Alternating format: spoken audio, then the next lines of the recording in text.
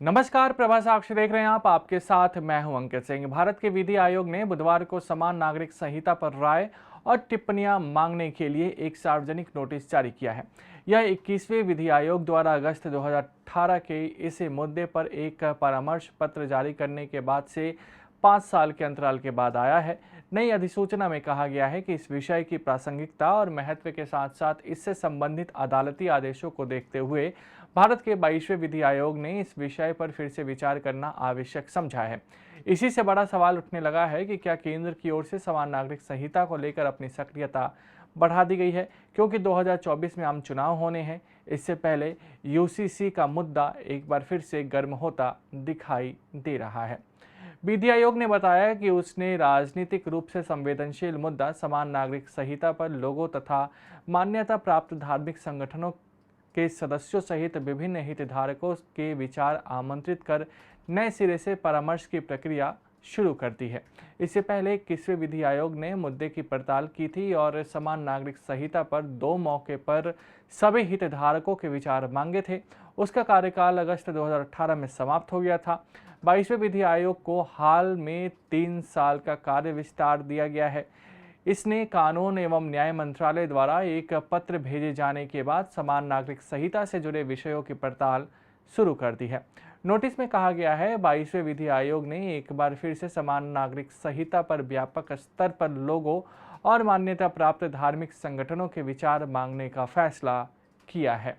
इसमें रुचि रखने वाले इच्छुक लोग एवं संगठन नोटिस जारी होने की तारीख की 30 दिन की अवधि के अंदर विधि आयोग को अपने विचार दे सकते हैं। नोटिस में कहा गया है कि जरूरत पड़ने पर आयोग व्यक्तिगत सुनवाई या चर्चा के लिए किसी भी व्यक्ति या संगठन को बुला सकता है। समान नागरिक संहिता का मतलब देश के सभी नागरिकों के लिए एक साझा कानून है जो धर्म पर आधारित नहीं हो।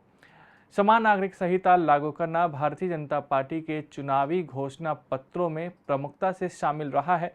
उत्तराखंड जैसे राज्य अपनी समान नागरिक संहिता तैयार करने की प्रक्रिया में जुटा हुआ है। वहीं भाजपा ने कर्नाटक विधानसभा चुनाव से पहले भी राज्य में समान नागरिक संहिता लागू करने का वादा किया था। साथ ही साथ गुजरात और मध्य प्रदेश में भी इस पर काम चल रहा है।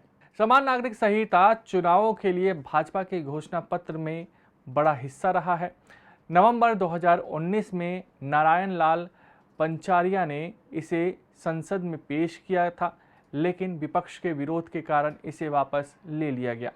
किरोड़ी लाल मीणा ने 2020 में बिल को फिर से लेकर आए थे, लेकिन इसे संसद में पेश नहीं किया गया।